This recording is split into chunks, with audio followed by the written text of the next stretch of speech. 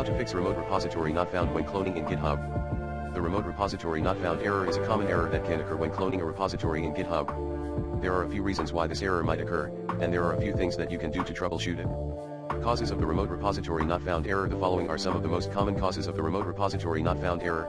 Asterisk, the remote repository does not exist. Asterisk, the remote repository is private and you do not have access to it. Asterisk, the remote repository is down for maintenance. Asterisk, there is a typo in the remote repository URL. Troubleshooting tips. If you are getting the remote repository not found error, here are a few things that you can do to troubleshoot it.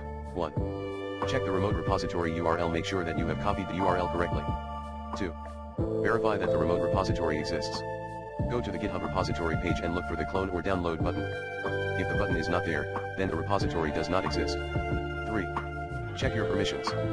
If the remote repository is private, make sure that you have been granted access to it. 4. Check the remote repository status.